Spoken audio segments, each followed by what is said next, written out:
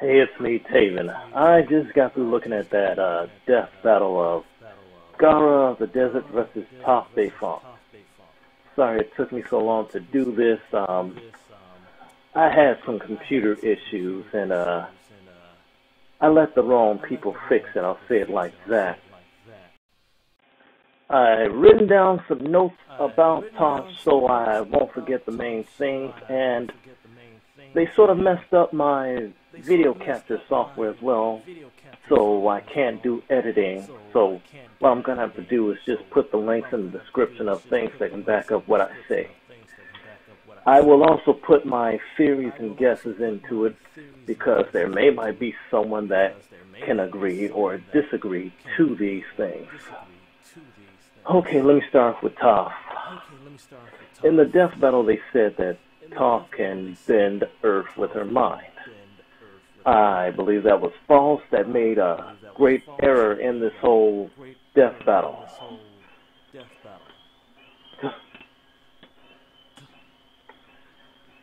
I also think in this theory that when they said that Toph cannot see Earth, Toph can see Earth when it's not connected from the ground.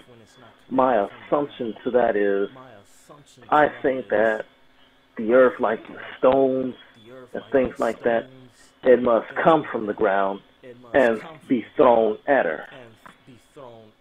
Also, in order for Toph to use, Earth-based attacks, she has to be solely on the ground. Her ability to use Earth in order to float has never been shown, so even though GAARA can fly, I still think it would be pointless, even though they said that Toph can see Earth, even if it's not connected. Toph, in order for Toph to earthbend, she needs her arms and legs in order to earthbend. And they said that when she was facing all of those earthbenders in the ring, they stated that she was bending sand. I have to disagree on that because I don't think that was sand. I really think that that was dirt or mud, because the same color of the dirt or mud that I had seen that was thrown at Toph looked exactly like the mud that Katara was bending during the first Ba Sing Se invasion with the drill. Their attempt was to clog it up. Katara was waterbending the mud, preventing it from letting out the exhaust. Toph came by to help mud bend and push it in further. The color matched exactly what was thrown in Toph in that ring.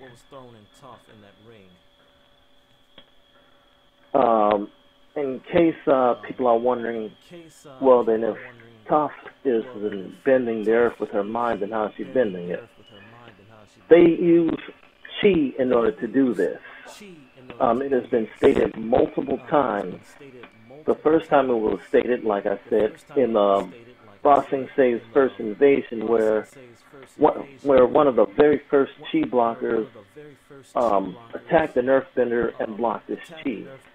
He told Katara that she had hit him in a certain type of way where he can no longer earthbend. And Katara found out it was that his chi was completely blocked. Same thing in Avatar Korra. Chi blockers were used in that show as well against Toph. Against Korra and her first love. He even stated to Korra that they were chi blockers. You won't be able to bend the elements for quite a while. Also, another thing, Toph, like I said, needs to be on the ground. Can't wear proper shoes in order for her to fully earthbend. she has to remove the sole from the shoes. And also, she needs to be on earth. She can't see when on ice or water. Okay, now I think that that might be all in it on what I have for Toph. Aside from the fact that her hearing is pretty good, that was why she was able to evade the guy that was swinging on rope with the earth in her hand. He was screaming out loudly. Any jackass could hear that fool coming. No, not meaning to insult anyone. I'm thinking right now if there's anything I've left out for Toph. This is just a theory that Toph has to, you know, Toph can only earthbend at close range. And based upon how I've seen Toph earthbend, she's not that fast.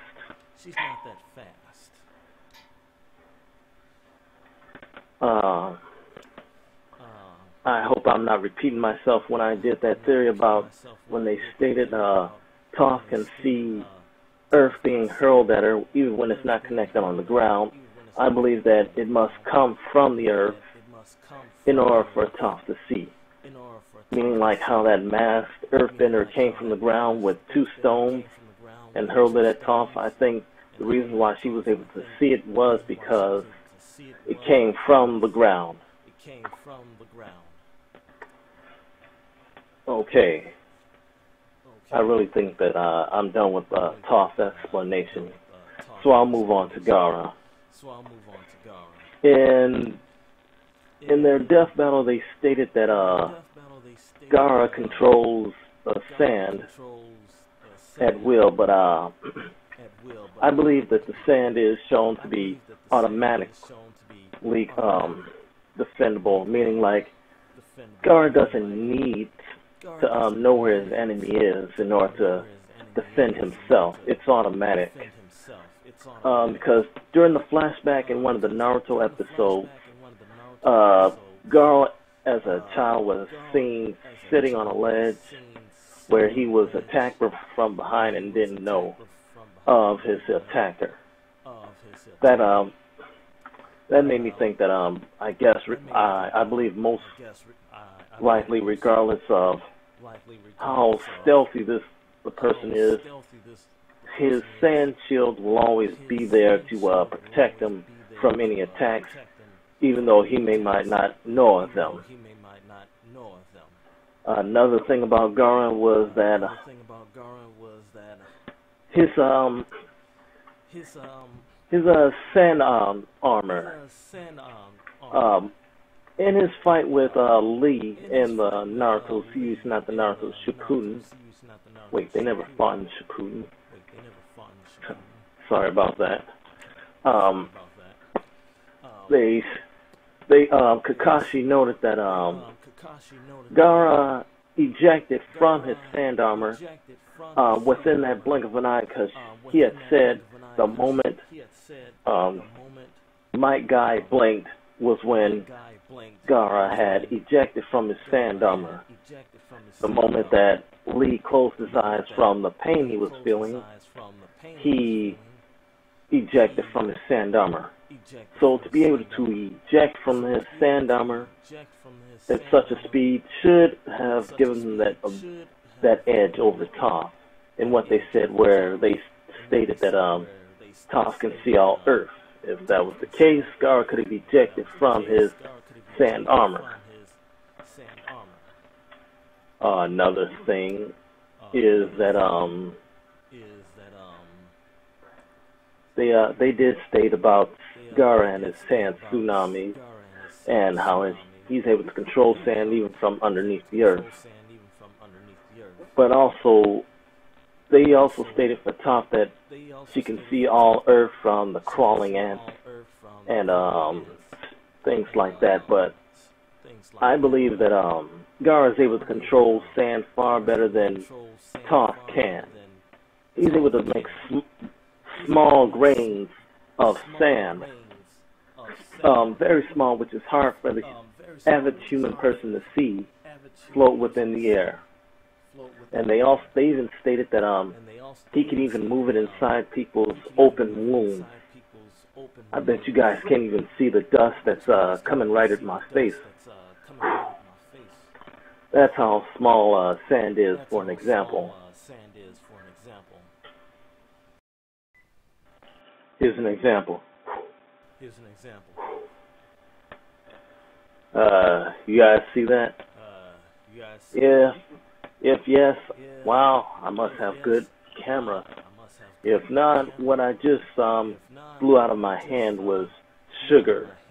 Even though it's and I'm not talking about that thick colored sugar, I'm talking about that little small grain of sugar, which I think is a little bit bigger than sand. But I thought I'd use that as an example of what I'm talking about, and also I have to clean up my floor now. In order to back up the whole statement of maybe GAARA, that could been used as an edge for Toph, because most people breathe in dust and cough over it. They can also breathe in sand, get it in their eyes without even knowing. So that could have been a good edge that GAARA could have used against Toph in allowing her to inhale the very small grains of sand. And even without her knowing, he probably could have just spread the sand all over her, but not no big chunk like Toph does. Because I seem to notice that Toph can't earthbend small items, like how GAARA can manipulate sand.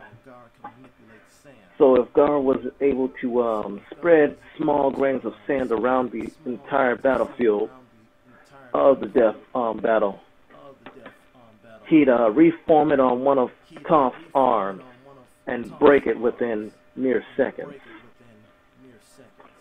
Also, another thing about GAARA is that in GAARA versus Sasuke fight, he when he was going into tail beast mode, Sasuke threw kunai at him at a very fast pace. GAARA blocked it with his Jinchuriki tail beast arm he had, which was made out of sand, absorbed it and hurled it right back at him at such a supersonic speed that the kunais built up heat. So I believe they were flying like bullets, which gives also GAARA the speed advantage over Toph. Because another thing I forgot to mention, Toph requires both arms and legs in order to manipulate Earth, while GAARA does rarely require his arms and legs in order to manipulate sand. GAARA can, like they stated, GAARA can use the sand as a cloud in order to fly on and maneuver around enemy projectiles, while Toph needs to stay solely on Earth. Even if even though she can lift Earth, it has never been shown for Toph to hoist Earth in the air that she's standing on. She's mostly catapulted herself towards directions.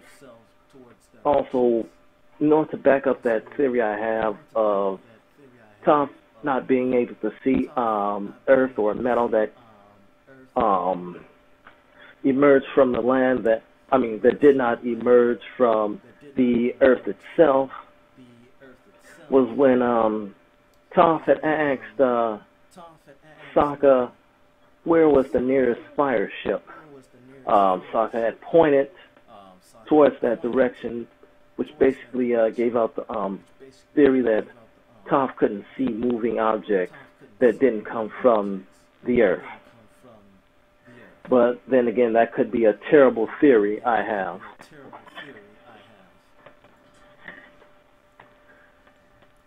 Another thing is GAARA's sand manipulate technique is strong enough to even pierce the ground. Because if you've seen GAARA versus Lee, it would be shown that GAARA was putting in major holes in the ground as Lee evaded his attacks.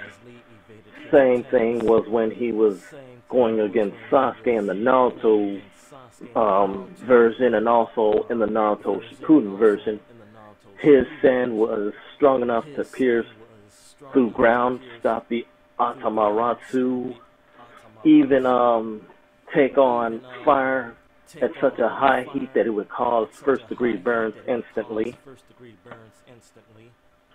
Another thing they failed to mention is that because of GAARA's chakra manipulation abilities, he's able to stand on water, which is shown in video games, while Toph is useless when it comes to being on ice and water. And plus, they stated that GAARA has his own personal sand to carry around with, so GAARA could most likely just move this fight towards water and give him the home field advantage over Toph. I'm sorry, I'm moving so slow, internet and YouTubers. It's just that I'm trying to think and make sure that everything that you guys hear is correct and accurate. And I mean, I am going to put in links of videos to back up these arguments, or whatever people calling these things now, rants, like, is it like rants, dressing? No, rants, you idiot.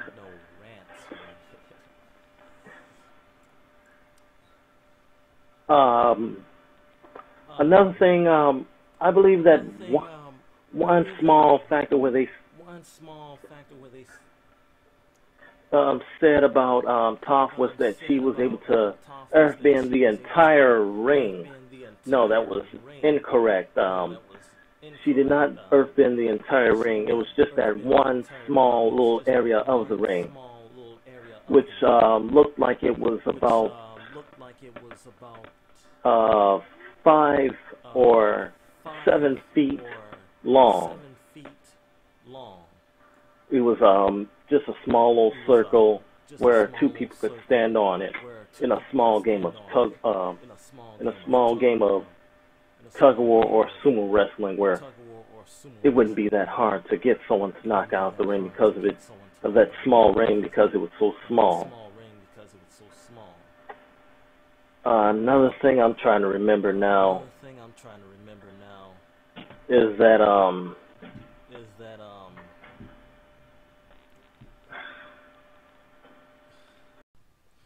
the smallest thing that Toph was able to bend was just one small pebble, and the pebble was no bigger than this. Sorry, I got dust on it.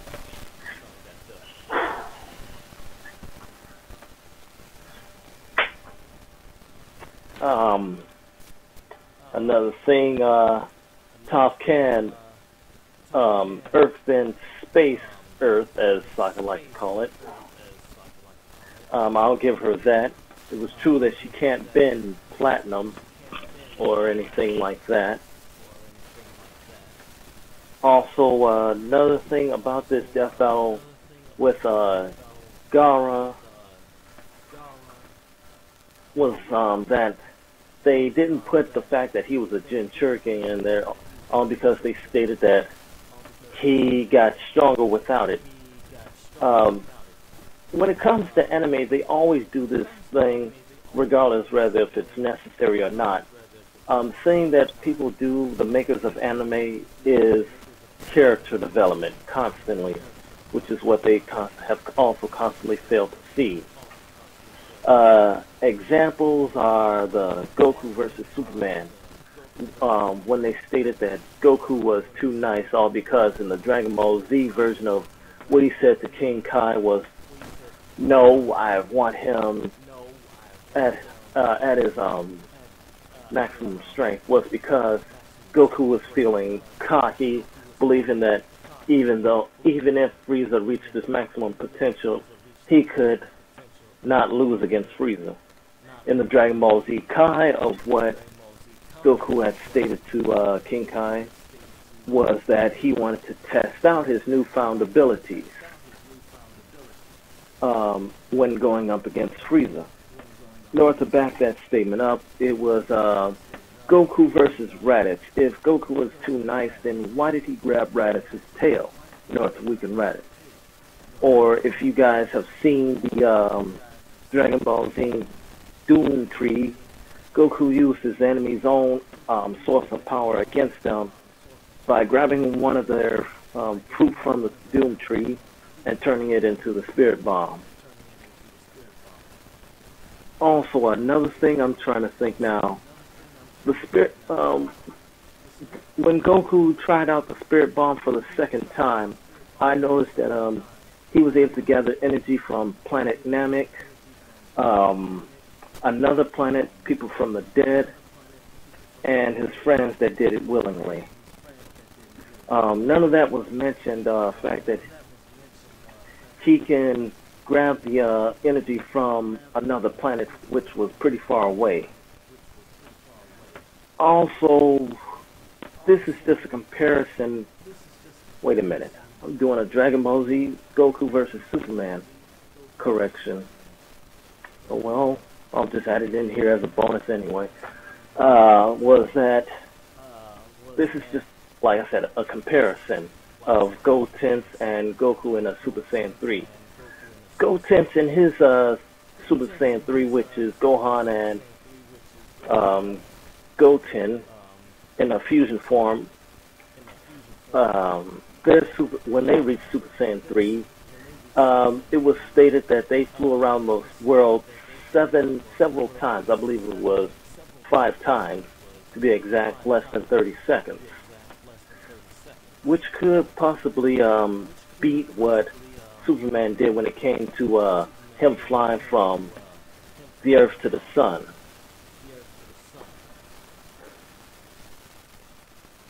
But then again, that's Gotenks and not Goku, so that can't be used. Another thing they got wrong with Master Chief versus Doom Guy was that they stated that Doom Guy relies heavily on constant power-ups. That is solely based upon the skills of the video game player that Doom Guy is. Because I played Doom 1 on very hard, which was, I'm trying to remember the name of it. I believe it was on hard. I could not find the chainsaw, I could not find power-ups, and I could not find the freaking BFG. The only way I was able to possess the chainsaw and the BFG was through power-ups. How many times I died from the enemy killing me was once, which were the 2 final bosses. Because first time I died, I was just, attacking them head on. So, second attempt, I just, did some maneuvering. So back to the GAARA versus Toph now. Last thing I like to put was that GAARA's sand defense capabilities in Shippuden did increase because now they were able to slow down Sasuke's Chidori Blade Strike in the Shippuden, which is character development right there, because each single time that characters develop, they require less power and energy to do what they could do in previous episodes. Like, for example, Yusuke Urameshi from Yu Yu Hakusho. At the start, he could only use the Spirit Gun once a day, but now, because of constant character development, he was able to use it multiple times. So this is all I've got for the Toph versus GAARA rant and corrections of that death battle. I'll add this since because it doesn't seem I've been putting a lot of corrections and things that were left out in that death battle from other death battles was that they stated that the Terminator from RoboCop vs. Terminator could escape from freezing nitrogen, which was incorrect. What happened was the Terminator was coated in extremely hot metal, which would turn my hand into bone and ash, and then hit with freezing nitrogen. So he was basically stuck inside metal that was cooled down, which he was able to break free from. Another thing I'm trying to remember, the God of War versus Spawn, Kratos, God of War versus Spawn, the hooks of Hades could have been used in order to rip off that suit that Spawn had on him. Also, they stated that Mountain Olympus is from Earth, and that they said that the weapons that Kratos used came from the Earth. There was no proof to that, so I don't know why they would say that or use it in their death battle. You need facts, not guesses and theories. The proof on that of what I say that it's not true is that we had both seen how Blade of Olympus was made, and we had also heard on how the gauntlets that Kratos took from Hercules was made, and even Pandora's box. If you heard and listened carefully to what Hephaestus had said on how he made it, he stated that he made it from the flames of Olympus. So he made a solid object from mystical flames that could burn anyone in sight. Not in sight, upon touching. Another thing in that fight was it was shown on how Kratos latest newest weapons were made in the his last weapons that were made in God of War 3, where it came from and how it was made. Okay, there's the bonuses right there for you. Another thing that I like to put about in the GAARA versus Toph was that, I don't know if I'm repeating myself here, but Toph cannot fight or while in midair on ice. I don't know if I'm repeating myself on that. If so, I'm sorry. Another thing that's also neat that I like to say about what GAARA can and cannot do is that if GAARA's sand is wet, it's useless. And another thing I like to place out is GAARA's sand armor. He can put it on or take it off as many times as he wants, because, like I said before, he was able to eject from his sand armor within that blink of an eye before Rock Lee could hit him with his Leaf Hurricane, or was it the Primary Lotus?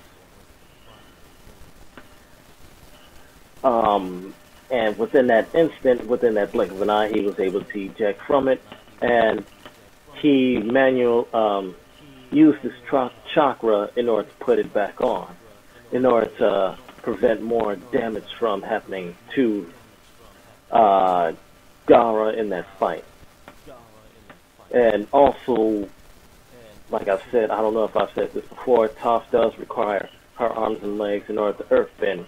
She cannot, I repeat, cannot earthbend with her mind, because if she could, then why is it that when she was being blood bent, she couldn't metal bend or earth bend in order to stop her attacker, who was able to blood bend with his mind, because his hands were cuffed and he wasn't moving them much.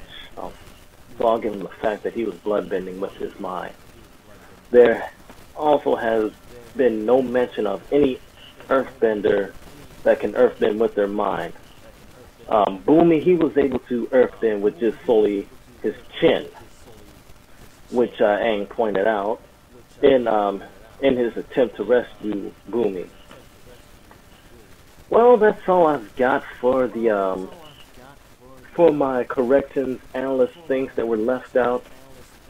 Also, I forgot there was someone that mentioned GAARA can use sand clones, so he could have most likely outnumbered Toph, but I don't think it would make much of a difference or put much of a boost in that fight, though. So that's all I've got for the GAARA versus Toph Beifong death battle. I wonder which death battle next I should correct this time. Try and focus.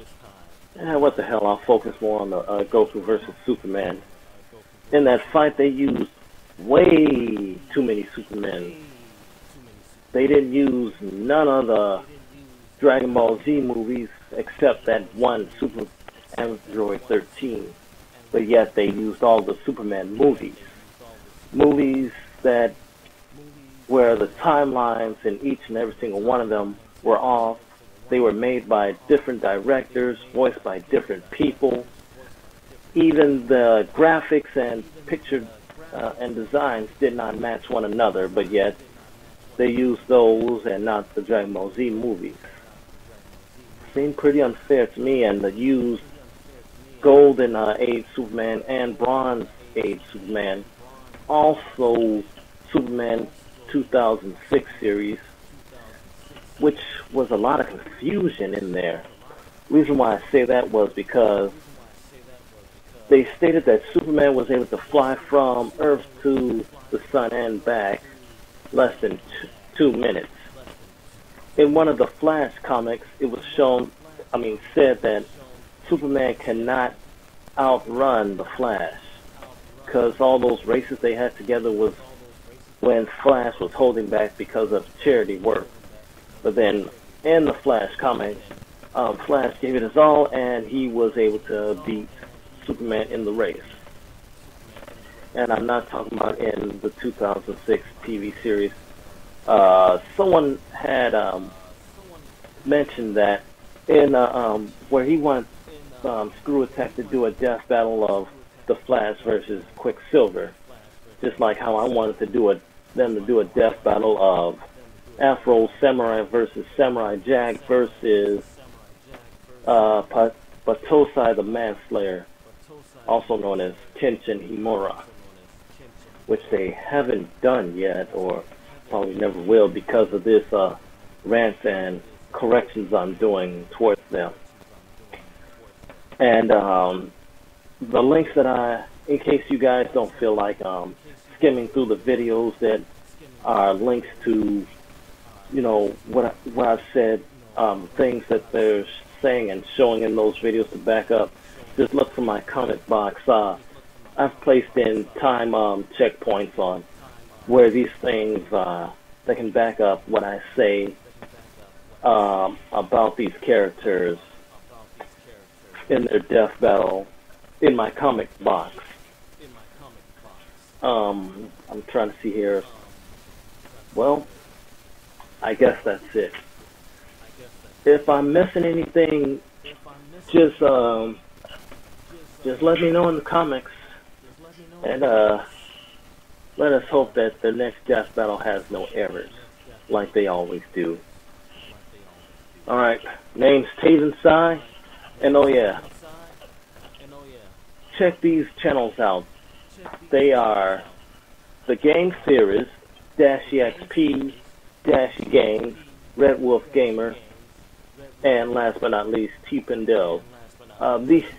which are my favorite YouTubers, and especially Dash EXP. That dude is funny. He has 3 different gaming channels: Dash XP, Dash XP2, and Dash Games, where it's fun to watch him play games, and it's also fun to watch his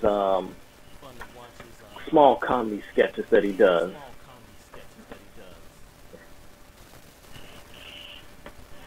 And also, if you're looking to get a few jump scares and watch someone play some good horror video games or PC games, Red Wolf Gamer is the one. He's pretty good at them, by the way. A lot better than other people I've seen. Chief and Dell, he's also doing some, funny comedy sketches in his YouTube channel. Also, the Game Series, they really do know how to make a game theory, especially about what they said about whose Rosalina's mother is, and Peach is dead, and especially this whole who really killed Era game theory they did. Well, that's all I've got. See you guys later.